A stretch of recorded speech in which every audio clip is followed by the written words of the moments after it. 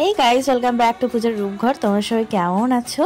কাল আমার সাত শ্বশুরবাড়ির তরফ থেকে 7 মাসের সাত দেওয়া হবে। আর রাত্রেবেলা ও আমার হাতে মেহেন্দি করে দিচ্ছে। মেহেন্দি সত্যি খুব সুন্দর হয়েছে, সিম্পলভাবে করেছে, সত্যি খুব সুন্দর হয়েছে মেহেন্দিটা, আমার খুব পছন্দ হয়েছে। সো সেই দিনটা চলে এসেছে।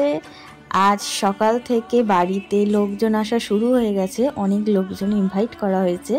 তো রুমটা সুন্দর করে ডেকোরেট করেছে আমার যা আর আমার দেওর দুজনে মিলে। এইদিকে আমার পিসিমণি কাটাকুটি করতে ব্যস্ত। আমার ছোট পিসিমণি, দাদা, বৌদি সব আগের দিন চলে এসেছিল আমার স্বাদের রান্না করবে বলে।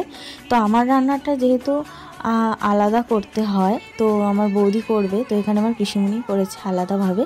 আর এইগুলো বাড়ি ভর্তি লোকজন, অনেক লোক আসবে, তাদের জন্য অনেক সকাল থেকে সবাই উঠে গেছে, সব যে যার কাজে ব্যস্ত। আমার তো কোনো কাজ নেই, আমি সকালে চান টান করে আমি দেখতে এলাম যে এইদিকে কি হচ্ছে। এই যে আমার শাশুড়ি মা মশলা করছে এইদিকে, আর ওইদিকে আমার দাদা আর ও মিলে চেয়ার টেবিলগুলো সব সেট করতে ব্যস্ত। কদিন টানা খুব বৃষ্টি হয়েছে, যেহেতু মহলার পরের দিনই আমার সাথ ছিল, প্রচণ্ড বৃষ্টি হচ্ছে। তার মধ্যে খুব চিন্তাও ছিল যে আজকের দিনটা যেন ঠাকুর করে বৃষ্টি না হয়। আর এইদিকে ছোট্ট মেনি তার মায়ের কাছে কত সুন্দর আদর খাচ্ছে। দেখ, আজ সকাল থেকে তো প্রচণ্ড ব্যস্ত, তার ফাঁকে ফাঁকে এসেও আমার খোঁজ নিয়ে যাচ্ছে। আমার স্বাদের মেনুটা অবশ্যই শেয়ার করব তোমাদের সাথে। সকালটা শুরু ভগবানের নামে, আমি চলে এলাম ঠাকুর ঘরে। প্রত্যেকটা ভগবানের মালা পরিয়ে প্রণাম করে আজকের দিনটা শুরু করলাম। আমার গোপুসোনাকে কত সুন্দর লাগছে, মহাদেবকে, সব ঠাকুরকে প্রণাম করে শুরু করলাম। তো এইদিকে মা এই গয়নাগাটিগুলো রেডি করে দিল, তো আমি এইবারে রেডি হব। তো রেডি হয়ে গেছে। এইদিকে বৌদি আমার পায়ে আলতা পরিয়ে দিচ্ছে, আর এইদিকে 7 রকম ফল মিষ্টি দিয়ে সব আয়োজন করে দিয়েছে। ওইগুলো ফার্স্টেই খেয়ে নিয়েছি, একটা সময় ছিল, সময়ের মধ্যে বামুন ঠাকুর বলল। আর এইদিকে যে খেলাটা হয়, যে খেলাটায় নোড়া তুলবে কি পায়েস তুলবে, তো আমি পায়েস তুলেছিলাম, পায়েসটা কাটিনি।